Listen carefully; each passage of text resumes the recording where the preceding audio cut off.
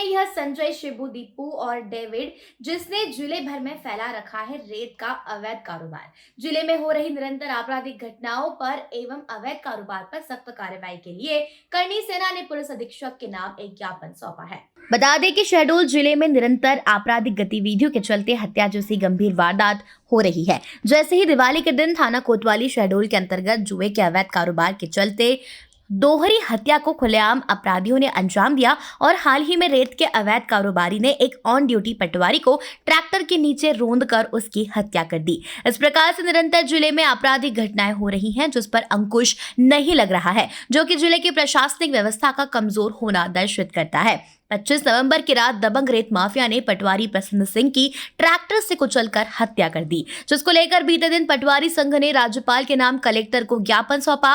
वहीं उच्च स्तरीय जांच की मांग की थी। वहीं पर राजपूत करनी सेना ने भी पुलिस अधीक्षक के नाम ज्ञापन सौंपते हुए उच्च स्तरीय जांच की मांग की है। करनी सेना ने ज्ञापन के माध्यम से कहा कि निष्पक्ष कार्रवाई न होने की दशा में संगठन उक्त आंदोलन करेगा, जिसकी जिम्मेदारी प्रशासन की होगी।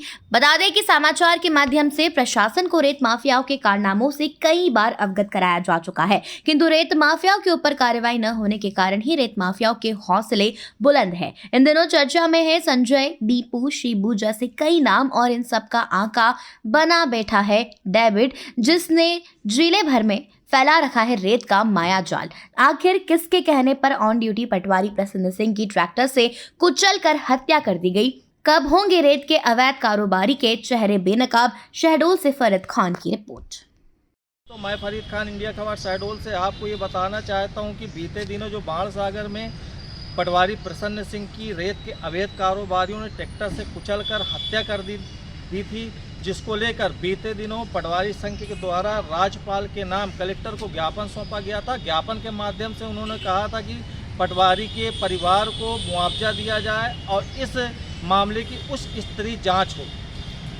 वहीं पर आज करनी सेना के द्वारा भी पुलिस अधीक्षक के नाम ज्ञापन सौंपा जाएगा। उनकी भी मांग यही है कि जो पटवारी प्रसन्न सिंह की हत्या कर दी गई थी उसकी उच्च स्तरीय जांच हो और परिवार को मुआवजा दिया जाए। अगर दोषियों के ऊपर सख्त कार्रवाई नहीं होती है तो करनी सेना उग्र आंदोलन करेगी, जिसकी संपूर्ण जिम्मेदारी प्रशासन की होगी। वहीं पर ज्ञापन के माध्यम से उन्होंने यह भी कहा कि बीते दिनों जुए में पैसे को लेन देन के ऊपर 2 युवकों की हत्या कर दी गई थी, जिसकी भी निंदा की है। मैं फरीद खान, इंडिया खबर शहडोल से।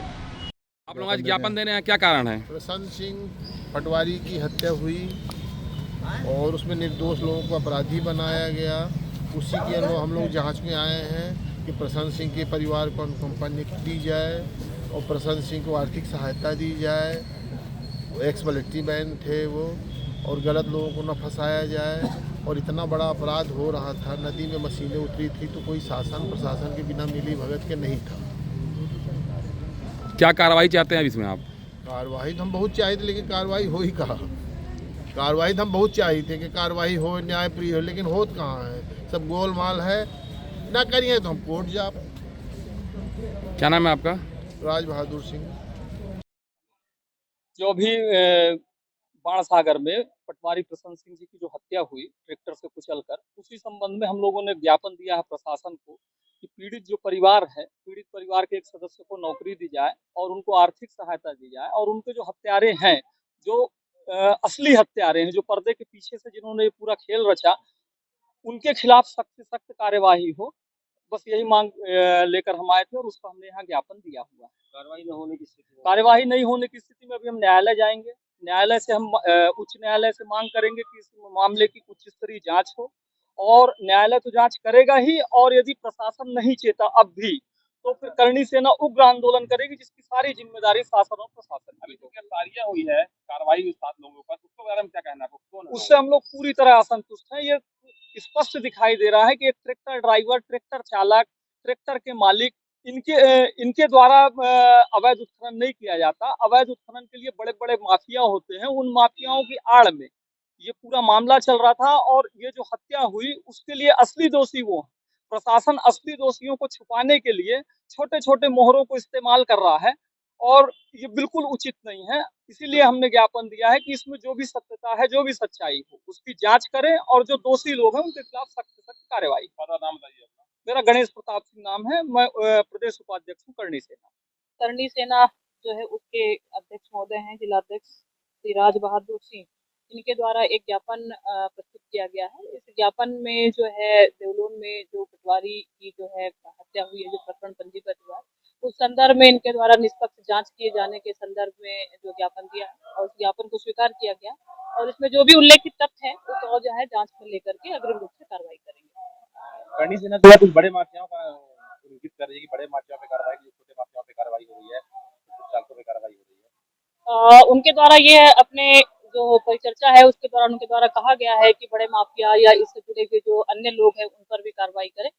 जैसे कि जो इन्वेस्टिगेशन है वो निरंतर चलने वाली प्रक्रिया होती है और इसमें जो साक्ष्य अनुरूप जिस प्रकार के साक्ष्य आते चले जाएंगे उसके अनुरूप यदि इस प्रकार के कुछ तथ्य आते हैं तो उस पर भी निश्चित रूप से कार्रवाई की जाएगी। अभी मैंने बड़े माफिया का नाम आया है क्या? अभी तक की जो विवेचना है उसमें बड़े माफिया और छोटे माफिया की जो बात है वो उसमें सम्मिलित उसमें जो जो आ रहे हैं तथ्य उस आधार पर कार्रवाई कर रहे हैं। अब उसका कितना बड़ा रोल है और कितना बड़ा ये आगे आने वाली विवेचना में अभी तक क्या कार्रवाई की गई? कितने लोग गिरफ्तार हुए, कितने लोग फरार हैं इसमें पूरे मामले में? देखिए इसमें पूरे प्रकरण की हम बात करें तो निरंतर रूप से चलने वाली प्रक्रिया, इसमें लगभग 7 आरोपी इसमें बनाए गए हैं, जिसमें से जो है प्रक्रिया दिन में हमने अभी जो 3 आरोपी को गिरफ्तार कर लिए हैं और भी इसमें जो है दबिश दी जा रही है, ट्रैक्टर्स की जब्ती की जा रही है और भी जो अन्य साक्ष्य है उसको संकलन किया जा रहा है और जो आसपास के लोग हैं या इससे जुड़े हुए जो व्यवसायी हैं और अन्य सूचना जो तंत्र है उसको संकलित किया जा रहा है और सबसे पूछताछ जारी है और उसके पश्चात जो है अग्रिम कार्रवाई की जाएगी।